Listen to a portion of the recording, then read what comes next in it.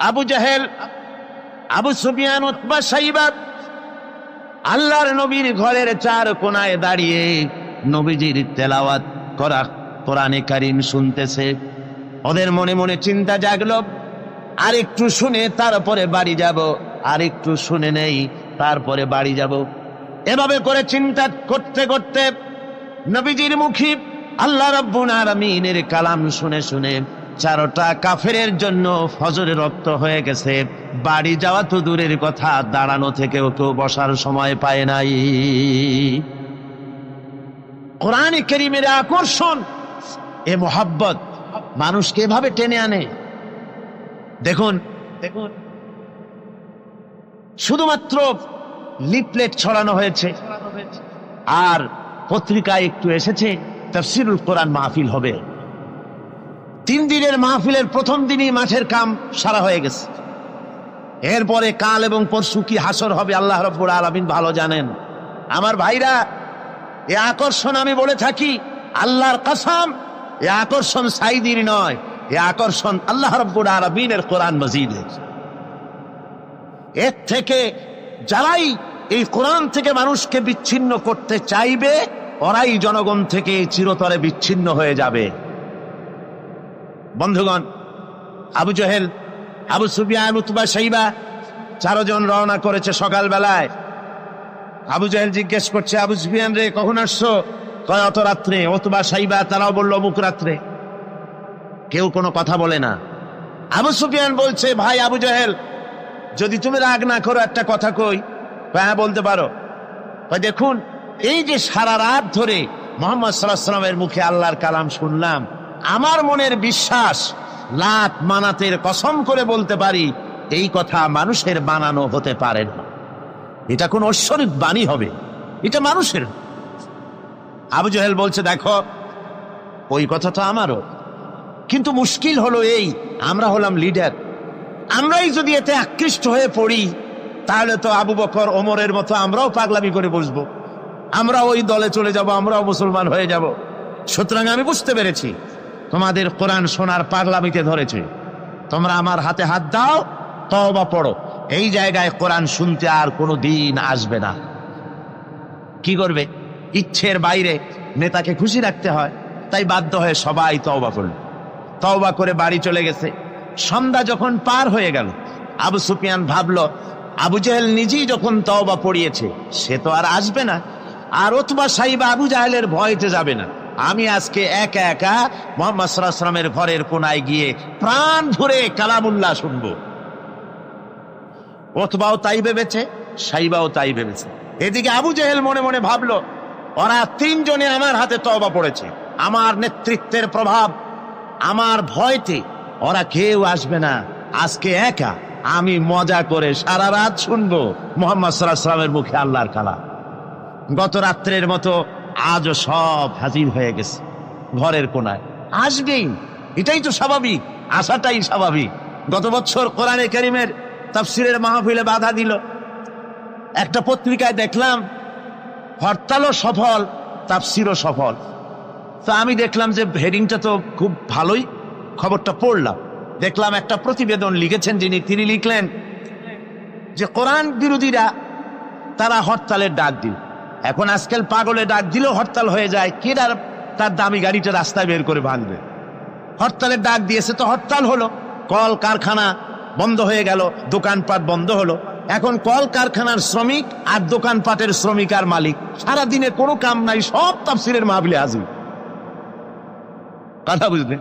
শেষ পর্যন্ত এও দেখা গেল, আমার কাছে রিপোর্ট এসেছে, যারা বাধা দিয়েছিল তারা কয় যে কিছু টাকা তো পাই, কাজে কিছু না করলে টাকাটা হালাল হয় কেমন। শেষ পর্যন্ত ওরাও চাদর মুড়ি দিয়া তাফসীরের মাহফিলের কোনায় ওরাও দাঁড়ায় গেছে। সুবহানাল্লাহ বিহামদি। এটা কোরআনের আকর্ষণ, এর থেকে মানুষকে ছুটানো যায় না, মুসলমানকে এর থেকে বিচ্ছিন্ন করা যায় না। 4 কাফের আজও এসে হাজির হয়েছে রাসূলের 4 কোণ, একে অপরের অজান্তে। এরপরে রাত যখন শেষ হয়ে আসে, তখন আবু জেহেল মনে করলো আর দাঁড়ানো ঠিক না, আবু সুফিয়ান, উতবা, সাইবা ওরাও মনে করলো আর দাঁড়ানো ঠিক না। তখন অন্ধকারের ভেতর দিয়ে ছুট দিয়েছে যার যার বাড়ির দিকে। এখন অন্ধকারের মধ্যে ছুটতে গিয়ে একজন আর একজনের মধ্যে ঠেলে উঠেছে। আবু জেহেল ঠেলার চোটে ঘাবড়ে গিয়েছে। বলল, কে? কয়, আমি আবু সুফিয়ান। তুমি কেডা? কয় যে আমি আবু জেহেল। আবু জেহেল বলছে, আবু সুফিয়ান, কালকে তুমি আমার হাতে তওবা পড়লে, আজকে আসলে কেন? কয় যে দেখো, মাতবাড়ি সব জায়গায় চলে না, তুমি আসলা কেন সেইটা কও আগে। চারজন চলতেছে। আবু জেহেল বলল যে শোনো, কোরআনে কারীম শোনা থেকে মানুষকে আমরা বন্ধ করতে পারবো না, আইন পাশ করতে হবে। আইন করে কোরআন শোনার পথকে রুদ্ধ করে দিতে হবে। এরপরে তারা আইন পাশ করলো। কি আইনটা পাশ করলো? আল্লাহ রাব্বুল আলামিন কোরআনে কারীমে ওদের সেই আইনটা, ওরা যেটা পাশ করলো, ওইটা কোরআনে কারীমে আল্লাহ কোট করে রাখলেন। যেহেতু আবু জেহেল মরে যাবে, কিন্তু তার নাতিরা তো মরবে না, ওর নাতিরা তো থাকবে কিয়ামত পর্যন্ত। ওর দৌহিত্র, ওর পৌত্র যা কিছু আছে এগুলো বেঁচে থাকবে দীর্ঘদিন। ওরাও যে এই একই আচরণ করবে তা যেন মুসলমানেরা বোঝে, এই জন্য ওদের সেই আইনটা আল্লাহ রাব্বুল আলামিন, ওরা বলল কি কোরআন সম্পর্কে, তা কোরআনে কারীমে আল্লাহ কোট করে রাখলেন। কি? وقال الذين كفروا لا تسمعوا لهذا القرآن والغوا فيه। আজকে প্রথমেই তেলাওয়াত হয়েছে আয়াত। আমার বন্ধুগণ, আল্লাহ পাক কোরআনে কারীমে বলছেন, কাফেররা সিদ্ধান্ত নিল, লা তাসমাউ লিহাযাল কুরআন, কোরআন শরীফ শোনো না, কোরআন শরীফ, কোরআনে কারীম শুনতে যেও না। ওয়াল গাও ফি, কোরআন তো শুনবেই না, বরং কোরআনের আলোচনা, কোরআন যেখানে আলোচনা হয়, তেলাওয়াত হয়, সেখানে বাধার সৃষ্টি করো, বাধা দাও, ডিস্টার্ব করো। সর্বরকমের বাধার দিয়ে কোরআনে কারীম শোনার পথকে বন্ধ করে দাও। হাজারো প্রচেষ্টা চললো কোরআনে কারীম বন্ধ করে দেওয়ার জন্য, কিন্তু কোরআনে কারীম এটা কি বন্ধ হওয়ার জিনিস? কে বলেন বন্ধ হওয়ার জিনিস? ওরা বলল কি, যে যদি ডিস্টার্ব করো, যদি এভাবে বন্ধ করে দিতে পারো, তাহলে তোমরা জয়ী হতে পারবে। আর যদি কোরআনের আন্দোলন চলে, তাহলে তোমরা জয়ী হতে পারবে না, তোমাদের ক্ষমতা শেষ হয়ে যাবে।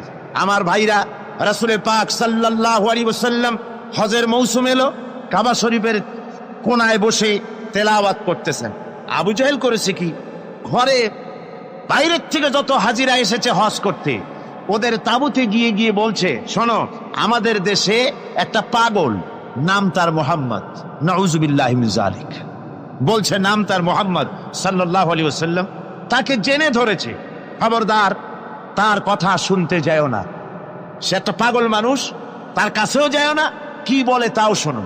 এখন অবস্থাটা এই হয়েছে, বাইরের থেকে যারা এসেছে তারা তো মুহাম্মদ সাল্লাল্লাহু আলাইহি ওয়াসাল্লামের নাম জানে না। আবু জেহেল নিজে গিয়া ঘরে ঘরে হুজুরের নামটা পরিচয় করাই দিয়ে আসে। এরপরে এই সমস্ত মানুষের একটা কৌতূহল, এই কোন জিনিস সম্পর্কে মানুষকে যদি নিষেধ করা হয়, সেই জিনিসটা জানার জন্য, দেখার জন্য মানুষের কিউরিসিটি জাগে বেশি। এখন যখন নিষেধ করা হলো, লোকেরা ভাবলো নেতা বলেছে, শুনবো না কি বলে, কিন্তু পাগলটা কেমন একটু দেখে আসি না। চলে গেছে কাবা শরীফের পাশে, যায়া হুজুর সাল্লাল্লাহু আলাইহি ওয়াসাল্লামের চেহারা মোবারকের দিকে, তার চেহারা আনোয়ারের দিকে যখন এরা তাকিয়েছে, রাসূল পাক সাল্লাল্লাহু আলাইহি ওয়াসাল্লামের চেহারা মোবারকের দিকে তাকিয়ে ওরা বলছে, এই লোকটা কি পাগল হতে পারে? এত সুন্দর চেহারার মানুষ, সে কি কোনোদিন পাগল হতে পারে? নিশ্চয়ই পারে না। রাসূল পাক সাল্লাল্লাহু আলাইহি ওয়াসাল্লামের চেহারা মোবারক, সুবহানাল্লাহ, মানুষের যদি নজর পড়ে যেত আল্লাহ রসুলের প্রতি, সে চেহারা থেকে মানুষ চোখ ফিরাতে পারত না। হাদিস শরীফে এসেছে, রসুল যখন ঘেমে যেতেন, ঘামের বিন্দুগুলি যখন গলার উপরে, কপালে, গালের উপরে যখন জমতো, দূরের থেকে এটাকে মুক্তোর দানার মতো বলে মনে হতো। এত সুন্দর চেহারা আল্লাহ রাব্বুল আলামিন তাকে দিয়েছিলেন। ওরা বলল, এই লোক কি কোনোদিন পাগল হতে পারে? আমরা তো পাগল দেখেছি, চুলগুলো থাকে উস্কো খুস্কু, দাড়ি একটা থাকে এদিক আর একটা থাকে ওদিক, দাঁতে থাকে ময়লা, চোখগুলো থাকে উদাস উদাস ভাব, হাতে থাকে নখ, জামা কাপড় ময়লা বিশ্রী, এই তো পাগলের পরিচিতি। আর এত সুন্দর সুবিন্যস্ত শ্বশ্রু মণ্ডিত সুন্দর চেহারা, মাথার চুলগুলো এত সুন্দর ভুরু, টানা টানা আঁখি, এত সুন্দর মানুষ আমরা জীবনে কোনোদিন দেখি নাই। এ তো কখনো পাগল হতে পারে না। দেখি না বলে কি, কানের থেকে আঙ্গুল খুলে ফেলেছে। আর অমনি রাসূল পাক সাল্লাল্লাহু আলাইহি ওয়াসাল্লামের তেলাওয়াত করা কালামে পাক ওদের কানের মধ্য দিয়া ঢুকে কলিজায় স্পর্শ করেছে। আমার বন্ধুগণ, শুনতে শুনতে বহিরাগত লোকগুলির চোখ দিয়ে পানি পড়া শুরু করে দিয়েছে এবং নিজেদের অজান্তে নিজেদের ওদের মুখ থেকে বেরিয়ে গেল, আশহাদু আল্লা ইলাহা ইল্লাল্লাহু ওয়াহদাহু লা শারীকা লাহু ওয়া আশহাদু আন্না মুহাম্মাদান আবদুহু ওয়া রাসূলুহু। কাফেরদের সাথে রাসূলুল্লাহ সাল্লাল্লাহু আলাইহি ওয়াসাল্লাম হুদায়বিয়ার সন্ধি করেন। এর কিছু কিছু শর্ত সাহাবীদের পক্ষে মানা খুবই কষ্টকর ছিল, কিন্তু কৌশলগত কারণেই তারা এই চুক্তি মেনে নিয়েছিলেন। এবারের প্রসঙ্গ হুদায়বিয়ার সন্ধি। হুদায়বিয়ার সন্ধির দিনে সন্ধিপত্র লেখা হলো, হুজুরের নাম লেখা হলো মুহাম্মাদুর রাসূলুল্লাহ। তার পক্ষ থেকে কুরাইশদের মধ্যে চুক্তিপত্র লেখা হচ্ছে। কুরাইশরা বলল, মুহাম্মদ সাল্লাল্লাহু আলাইহি ওয়াসাল্লামের নামের সামনে যদি রাসূলুল্লাহ লেখো তাহলে তো চুক্তির কোনো দরকার নাই, আমরা তো তাকে রাসূল মানি না, নাউযুবিল্লাহ। মুহাম্মদ বিন আব্দুল্লাহ যদি লেখো তাহলেই আমরা এই চুক্তি মানব। রাসূল করিম সাল্লাল্লাহু আলাইহি ওয়াসাল্লাম হযরত আলীকে ডাকলেন, আলী গো, চুক্তিপত্রে যেখানে আমার নাম মুহাম্মাদুর রাসূলুল্লাহ লেখা আছে, আমার নামের সামনে থেকে রাসূলুল্লাহ নামটা বাদ দিয়ে দাও, মুহাম্মদ বিন আব্দুল্লাহ লেখো। হযরত আলী বলছেন, ইয়া রাসূলুল্লাহ, সারা জীবন আপনার গোলামি করেছি, যা বলেছেন তাই শুনেছি, জীবনটাও আপনার জন্য দেওয়ার জন্য প্রস্তুত আছি, ভবিষ্যতেও যত কথা বলবেন সব মাথা পেতে মেনে নেব, কিন্তু আজকের এই হুকুম আমার পক্ষে মানা সম্ভব হবে না। আমি আলীর পক্ষে কিছুতেই সম্ভব নয় যে আল্লাহর নবীর নামের সামনে থেকে মুহাম্মদুর রাসূলুল্লাহ আমি কেটে দেব। রাসূলুল্লাহ শব্দ আমি কাটতে পারবো না, এটা আমার পক্ষে সম্ভব নয়। নবীজি বললেন, আলী, কোন জায়গায় রাসূলুল্লাহ লেখা আমারে দেখো, আমি কেটে দিই। আমার বন্ধুগণ, নাম লিখতে জানেন না, সই করতে পারেন না, পড়তে জানেন না, তিনি বলতেছেন, ইন্নামা বুইসতু মুআল্লিমান, আমি পৃথিবীতে প্রেরিত হয়েছি শুধুমাত্র শিক্ষক হিসেবে দুনিয়ায় এসেছি। সুবহানাল্লাহ। দুনিয়ার কোন শিক্ষা প্রতিষ্ঠানে আল্লাহ রাব্বুল আলামিন তার হাবিবকে পড়ান নাই, যেহেতু তিনি তো বিশ্ব নবী। আমার নবী কি নবী? জোরে কন না, কি নবী? আপনার আমার নবী বিশ্ব নবী। বিশ্ব নবী সাধারণ মানুষের কাছে কি পড়বে? যে পড়াবে তার মগজ তো ছোট, তার জ্ঞান তো সীমিত। সীমিত জ্ঞান দিয়া বিশ্ব নেতারে কি শিখাবে, বিশ্ব নবীরে কি শিখাবে? এই জন্য আল্লাহ রাব্বুল আলামিন বিশ্ব নবীর শিক্ষক আল্লাহ পাক নিজে হয়ে গেলেন। কোরআনে কারীম বলছে, যখনই নবীদের জ্ঞানের কথা এসেছে তখনই আল্লাহ পাক বলেছেন আমি জ্ঞান দিয়েছি। লক্ষ্য করুন, হযরত ইব্রাহিম আলাইহিস সালাম তার পিতাকে ডেকে বলছেন, ইয়া আবাতি ইন্নী ক্বাদ জাআনি মিনাল ইলমি মা লাম ইয়াতিকা ফাত্তাবি'নি আহদিকা সিরাতান সাবিয়্যা। হে পিতা, বিশ্বাস করো, আমার কাছে এমন এক জ্ঞান এসেছে যা তোমার কাছে নাই, যা তোমার কাছে আসে না। তুমি আমার অনুসরণ করো, আমি তোমার সোজা পথ দেখাই দেবো। সুবহানাল্লাহ। তুমি আমাকে অনুসরণ করো, যেহেতু আমার কাছে যে জ্ঞান আসছে ওই জ্ঞান তোমার কাছে নাই। ইব্রাহিম আলাইহিস সালামের কাছে কার জ্ঞান আসছে? আল্লাহ রাব্বুল আলামিনের জ্ঞান। লূত আলাইহিস সালাম কি নবুয়ত প্রদান করে আল্লাহ রাব্বুল আলামিন বলছেন, وَلُوطًا آتَيْنَاهُ حُكْمًا وَعِلْمًا। আমি লূতকে আমার পক্ষ থেকে জ্ঞান দান করেছি, হিকমত দিয়েছি, বিজ্ঞান শিক্ষা দিয়েছি, আমি তাকে ইলম দান করেছি। সুবহানাল্লাহ, আমি তাকে ইলম দিয়েছি। মুসা আলাইহিস সালাম সম্পর্কে আল্লাহ পাক বলেন, ওয়ালাম্মা বালাগা আশুদ্দাহু ওয়াস্তাওয়া আতাইনাহু হুকমান ওয়া ইলমা। মুসা আলাইহিস সালাম যখন বয়স সন্ধিক্ষণে পৌঁছে গেলেন, যখন তিনি পূর্ণ বয়স প্রাপ্ত হলেন এবং তিনি যখন নিজেকে সম্পূর্ণ লালন পালন করার কাজ যখন তার সম্পূর্ণ হয়ে গেল, আমি তখন আমার পক্ষ থেকে তাকে ইলম দান করেছি, জ্ঞান দান করেছি, হিকমত দিয়েছি, জ্ঞান দিয়েছি। রাসূল করিম সাল্লাল্লাহু আলাইহি ওয়াসাল্লাম সম্পর্কে আল্লাহ পাক বলছেন, ওয়ালা ইন ইত্তাবা'তা আহওয়াআহুম বা'দাল্লাযী জাআকা মিনাল ইলম মা লাকা মিনাল্লাহি মিন ওয়ালিয়্যিন ওয়ালা নাসীর।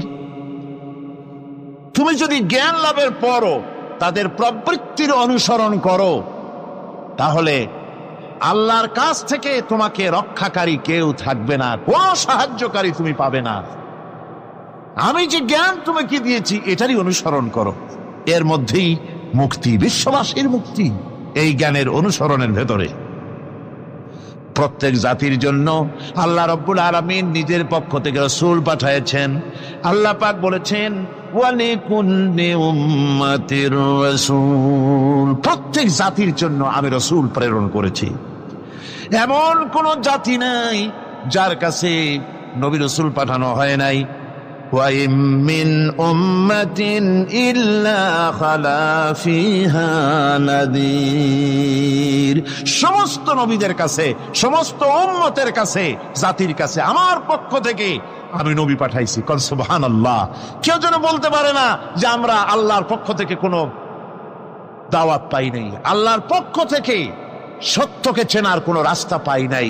এই জন্য প্রত্যেক নবীদের, প্রত্যেক উম্মতের জন্য, জাতির জন্য আল্লাহ সুবহানাহু ওয়া তাআলা তিনি নবী পাঠিয়েছেন নিজের পক্ষ থেকে, হেদায়েত পাঠিয়েছেন নিজের পক্ষ থেকে। এই নবীদেরকে পাঠাবার উদ্দেশ্য কি ছিল? কোরআনে কারিমে আল্লাহ পাক বলেন, আমাদের নবীকে আল্লাহ পাক ডেকে বলছেন, আলিফ লাম রা কিতাবুন আনজালনাহু ইলাইকা লিতুখরিজান নাসা মিনাজ যুলুমাতি ইলান নূর। আলিফ লাম রা কিতাবুন আনজালনাহু ইলাইকা লিতুখরিজান নাসা মিনাজ যুলুমাতি ইলান নূর। এই কিতাব আমি আপনার উপর অবতীর্ণ করেছি। এ হচ্ছে একখানা কিতাব, এই কিতাবখানা আমি আপনার প্রতি অবতীর্ণ করেছি। এই জন্য করেছি কিতাব অবতীর্ণ, যাতে করে মানব মণ্ডলীকে পঞ্জীভূত অন্ধকারের ভিতর থেকে বের করে আলোর দিকে নিয়ে আসতে পারেন। এ বিশ্ব হচ্ছে অন্ধকারে ভরা।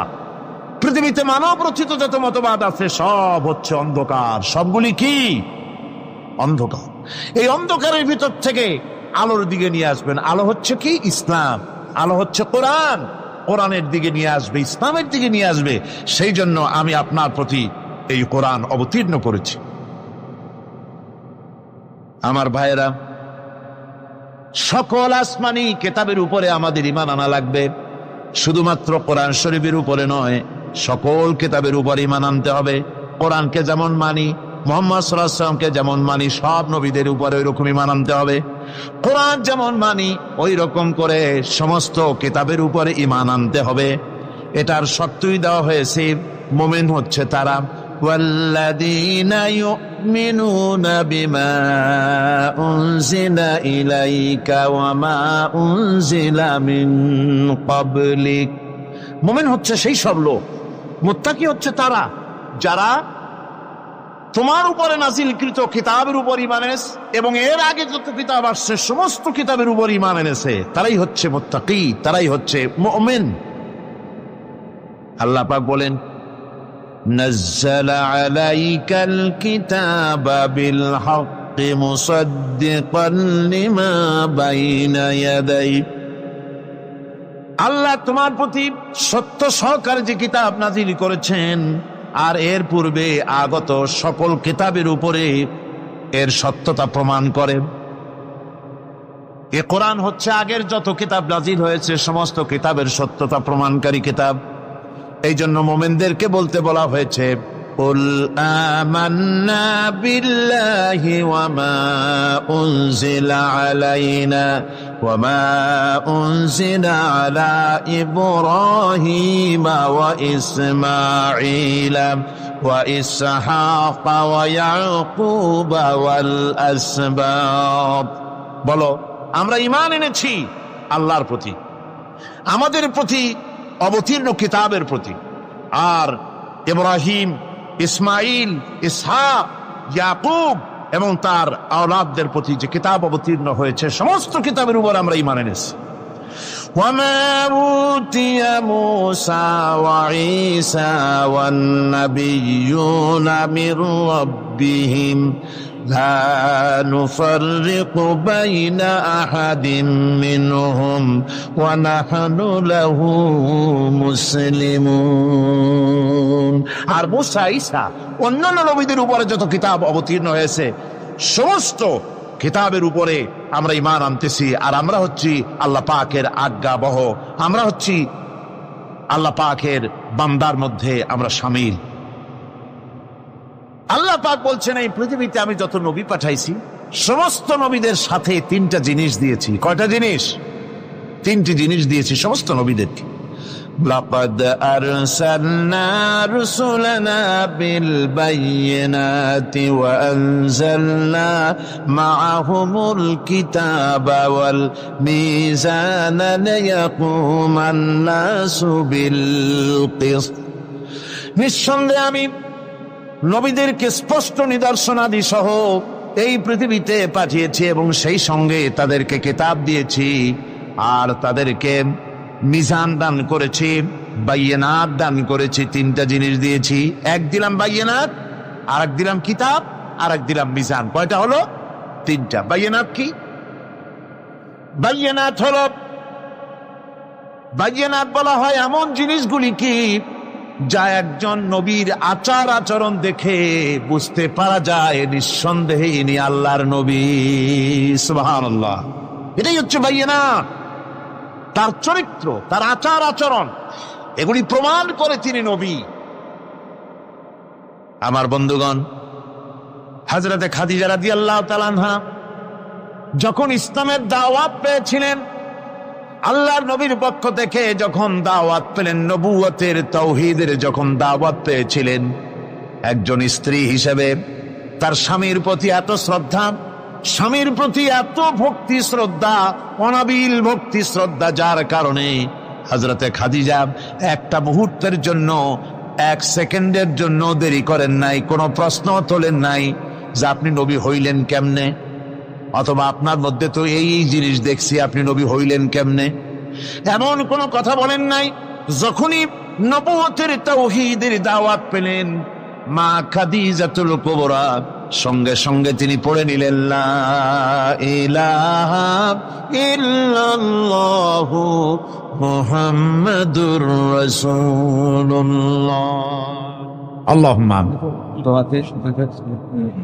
ربنا ظلمنا أنفسنا وإن لم تغفر لنا وترحمنا لنكونن من الخاسرين ربنا لا تزغ قلوبنا بعد إذ هديتنا وهب لنا من لدنك رحمة إنك أنت الوهاب।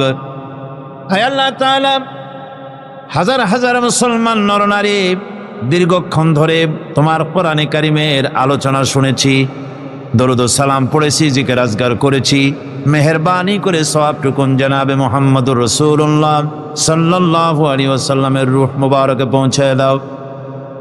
হে আল্লাহ তাআলা, तमाम পৃথিবীর মাটির নিচে যত মুমিন মুমিনাত শুয়ে আছেন তাদের আরওয়ার পরে সওয়াব পৌঁছায় দাও। রব্বুনা রবিন, আমাদের মধ্য থেকে মা বাপ যাদের দুনিয়া থেকে বিদায় হয়ে গেছে, কবরগুলিকে জান্নাতের টুকরা বানায়া দাও। রব্বির হামহুমা কামা রব্বায়ানি সগীরা। সকলে পড়েন রব্বিরহামহুমা কামা রব্বায়ানি সগীরা। আয় আল্লাহ তাআলা, আমাদের পীর মুর্শিদ, আমাদের উস্তাদ, আমাদের ভাই বোন, আত্মীয় স্বজন যার যা মারা গেছে সকলকে ক্ষমা করে দাও। গোটা পৃথিবীতে আজকে যত মুসলমান বেঁচে আছেন সমস্ত মুসলমানদের গুনাহ খাতা মাফ করে দাও। সমস্ত মুসলমানদেরকে এক বানায় দাও, নেক বানায় দাও। মুসলমানদের জিন্দেগির গুনাহ খাতা মাফ করে দাও। রব্বানা তাকাব্বাল মিন্না ইন্নাকা আনতাস সামিউল আলিম ওয়া তুব আলাইনা ইন্নাকা আনতাত তাওয়াবুর রহিম। সুবহান রাব্বিকা রাব্বিল ইজ্জাতি আম্মা ইয়াসিফুন ওয়া সালামুন আলাল মুরসালিন আলহামদুলিল্লাহি রাব্বিল আলামিন। ওয়াজআল আখিরা কালিমাতিনা ইনদাল মাউত লা ইলাহা ইল্লাল্লাহু মুহাম্মাদুর রাসূলুল্লাহ। আসসালামু আলাইকুম ওয়া রাহমাতুল্লাহ।